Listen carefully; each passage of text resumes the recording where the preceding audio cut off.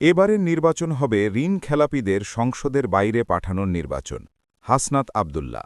জাতীয় নাগরিক পার্টির দক্ষিণ অঞ্চলের মুখ্য সংগঠক ও কুমিল্লা ৪ দেবিদ্দার আসনের প্রার্থী হাসনাত আব্দুল্লাহ বলেছেন, এবারের নির্বাচন হবে ঋণ খেলাপিদের সংসদের বাইরে পাঠানোর নির্বাচন। আজ রোববার দুপুরে কুমিল্লার দেবিদ্দার উপজেলার বলশালঘর ইউনিয়নের সৈয়দপুর বাজারে আগ্রাসন বিরোধী পদযাত্রা কর্মসূচির অংশ হিসেবে গণসংযোগকালে তিনি একথা বলেন। হাসনাত আব্দুল্লাহ বলেন, আমাদের আগে দুর্নীতিটা বন্ধ করতে হবে। যেমন ধরেন, একটা বড় ট্যাঙ্কের মধ্যে অনেক ফুটো আছে, এতে আপনি যতই পানি দেন কোনো লাভ হবে হবে না।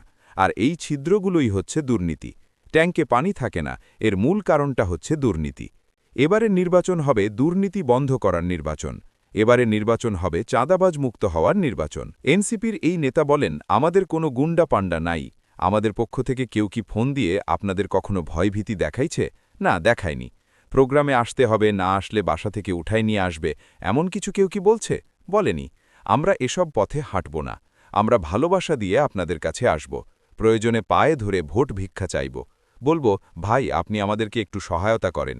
চুরি করার চাইতে, দুর্নীতি করার চাইতে, রাস্তার মাটি খাওয়ার চাইতে, ইট খাওয়ার চাইতে ভোট ভিক্ষা করাটা বেশি সম্মানের। ভোটারদের উদ্দেশ্যে হাসনাত আব্দুল্লাহ বলেন, যদি আপনারা মনে করেন এই ছেলেটা আমার ঘরের, এই ছেলেটাকে দিয়ে সম্ভব, তাহলে আপনারা আমাদের জন্য কাজ করবেন। এটাই আপনাদের কাছে প্রত্যাশা। গণভোটে হ্যাঁ ভোট চান উল্লেখ করে হাসনাত আব্দুল্লাহ বলেন, আমরা দুর্নীতিমুক্ত বাংলাদেশ চাই।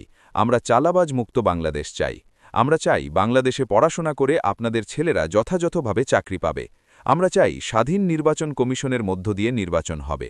দুবারের বেশি একজন প্রধানমন্ত্রী থাকতে পারবেন না, এই নিয়মটা চাই। রোববার সকাল থেকে দিনব্যাপী দেবিদ্দার উপজেলার বড় শালঘর ইউনিয়নের ভবানীপুর, প্রজাপতি বাজার, সংচাইল, ছোট শালঘর, মন্ত্রীবাড়ি স্টেশন সহ বিভিন্ন এলাকায় ভারতীয় আগ্রাসন বিরোধী পদযাত্রায় অংশ নেন হাসনাত আব্দুল্লাহ। এ সময় স্থানীয় এনসিপি ও জামায়াতের নেতাকর্মীরা উপস্থিত ছিলেন।